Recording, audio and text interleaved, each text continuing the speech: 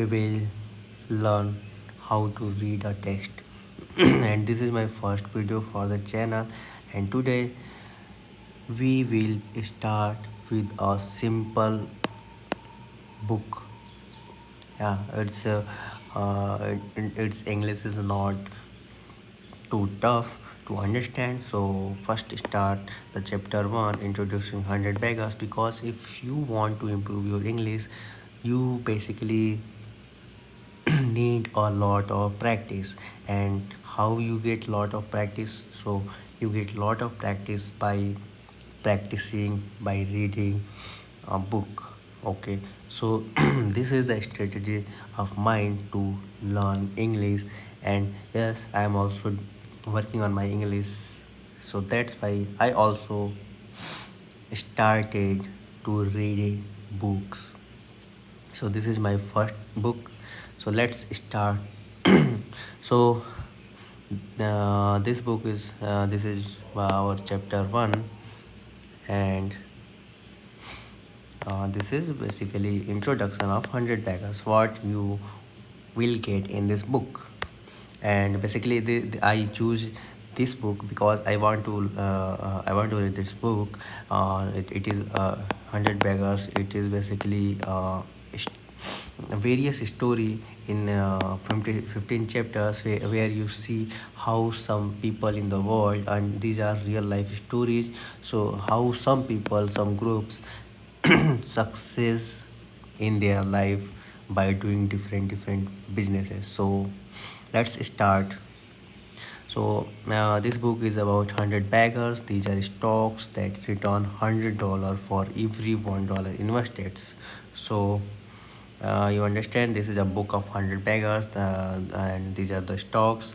If you invested $1, the stocks in which you are invested, they return $100. So that's why the book name is $100. That means a 10,000 investment turns into 10 lakh dollar. Okay, this is $1 million. In this book I want to show you how you can find them.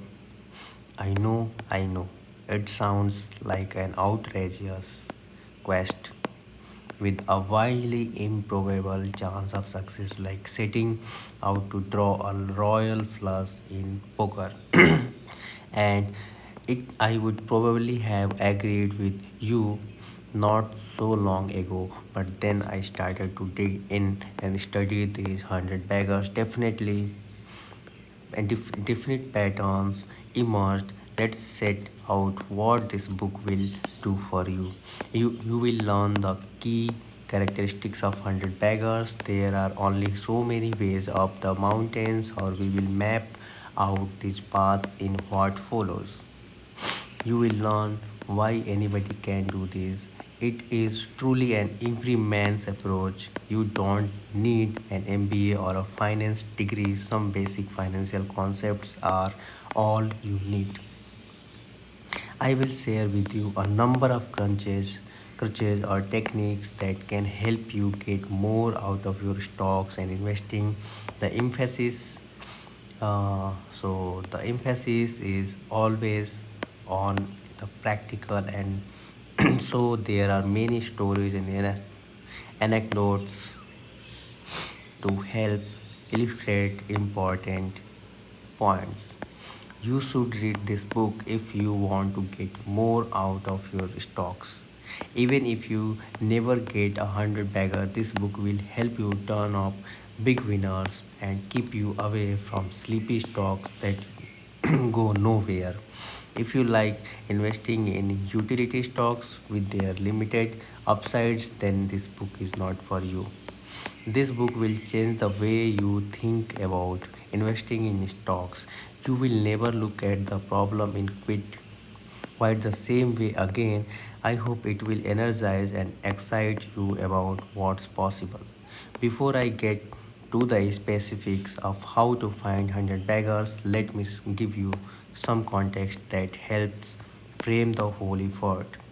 The story of this book begins in 2011. That year, I read Remarks Investor Chuck Akre made at a conference held that same year. Akre is a great investor and we will meet him again in the last chapter.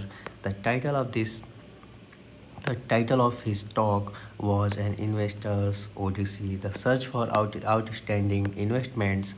Here is sorry, here is the part of what he said. In 1972, I read a book that was reviewed in Barron's, and this book was called 100 to 1 in Stock Market by Thomas Phelps. He represented an analysis of investments gaining 100 times one's starting price. Phelps was a Boston investment manager of no particular reputation as far as I know, but he certainly was on to something, which he outlined in this book. Reading the book really helped me focus on the issue of compounding capital. Also from the Boston, you all know Peter Lynch, who often spoke about 10 baggers. Here was Phelps talking about 100 baggers. So, what is the deal? Well, Phelps laid out a series of examples where an investor would in fact have made 100 times his money. Further, he laid out some of the characteristics which would compound these investments. I had never heard of the book. I have read all the investment classics and many obscure ones, so I quickly got held of a copy and began to read.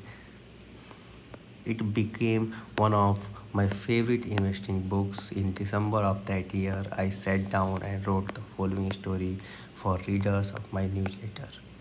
It serves as an introduction to Phelps and ideas we will explore more in this book. Every problem is an investment opportunity.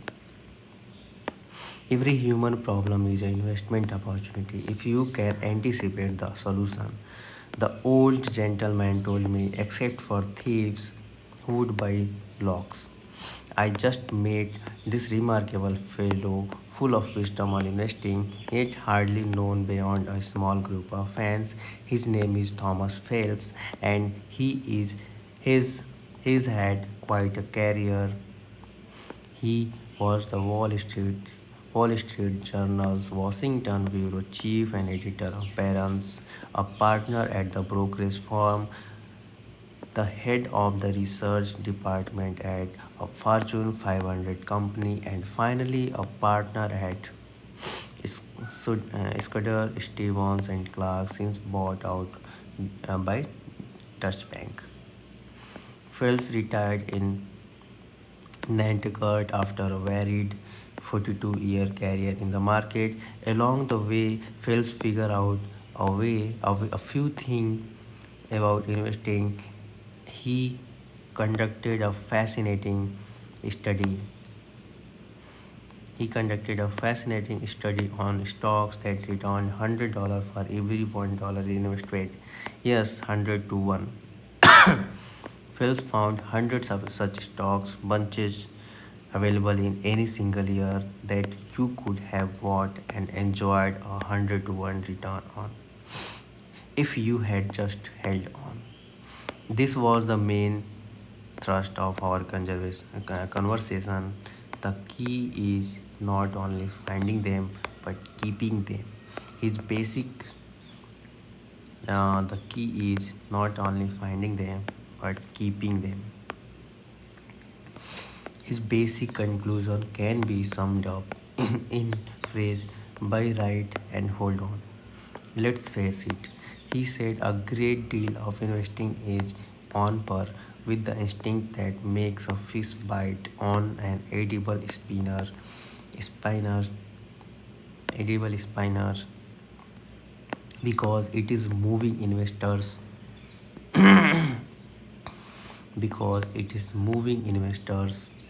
to bite on what's moving and can't sit on a stock that is not going anywhere.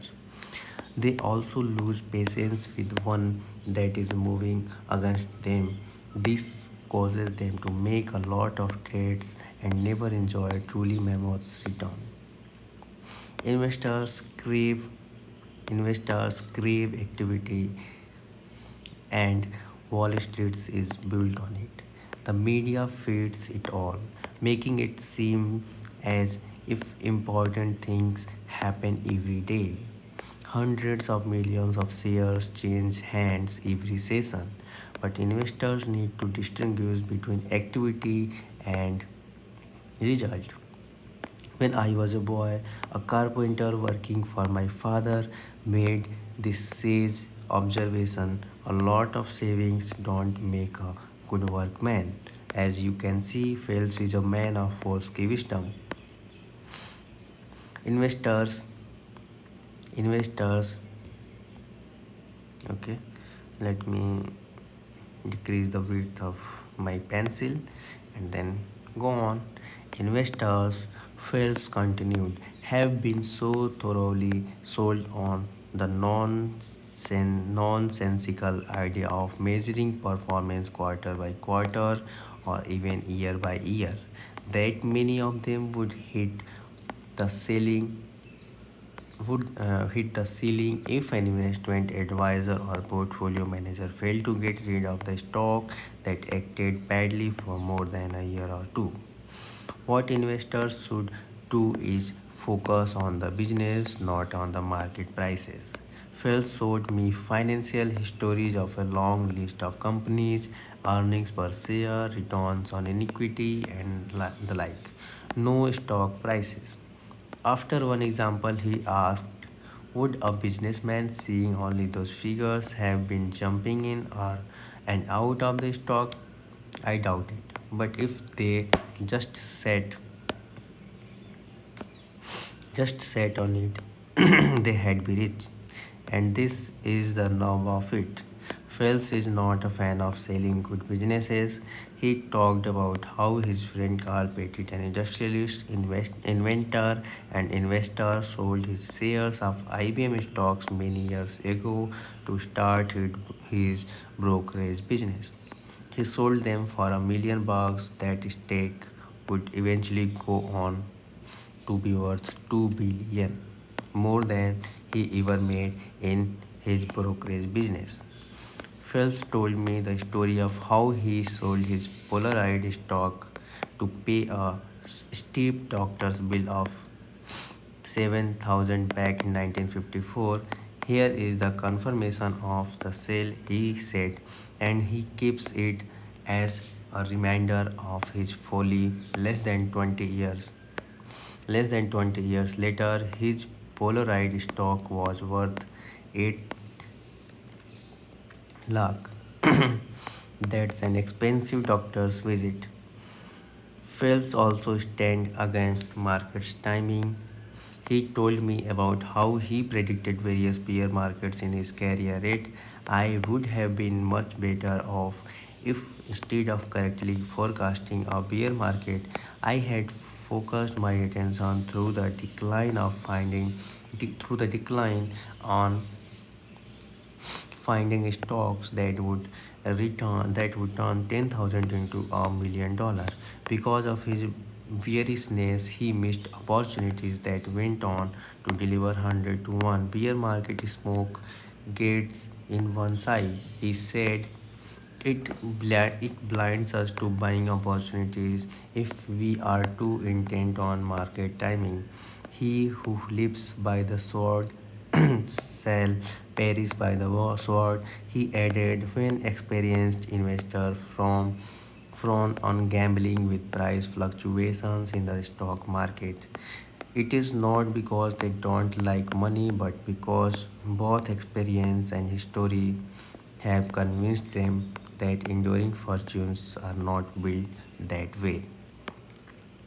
Phelps showed me a little table that reveals how much and for how long a stock must compound its value to multiply 100-fold. 14% 35 years to 100 bagger. 16% 30 years to 100 bagger. 20% 25 years to 100 bagger. 26% 20 years. 36% 15 years. Now you will note that these are very long holding periods, especially in an age where the average holding period for stock is measured in months. But That's the point. The greatest fortune come from gritting your teeth and holding on. You will also see it's a fairly high hurdle to get to 100 bagger status. You need high growth for a long time. For example, Tractor Supply grew earnings at a rate of 23% per year and became a 100 bagger after just over 12 years. Later, we will look at Monster Beverage, a stock that became 100 bagger in just 10 years. A remarkable feat that required a 50% annual growth rate. Phelps advises looking for new methods, new materials, new products, things that improve life, that solve problems and allow us to do things better, faster, and cheaper. There is also an admirable ethical streak to Mr. Phelps' style as he emphasized investing in companies that do something good for mankind. This requires looking beyond past figures. There is a Wall Street saying that a situation is better than a statistic. Phil said, relying only on published growth trends, profit margins, and price earnings ratios is not as important as understanding how a company could create value in the years ahead. Phelps is quick to add, he is not advocating blindly holding on to stocks. My advice to buy right and hold on is intended to counter unproductive activity, he said. Not to recommend putting them away and forgetting them. And so what? If you don't get a hundredfold return, the point of Phelps' brilliant teaching method is to focus your attention on power of computing, to forget the day-to-day ripples of stock prices. After all, even if you catch part of 100 bagger, the returns could fund a retirement.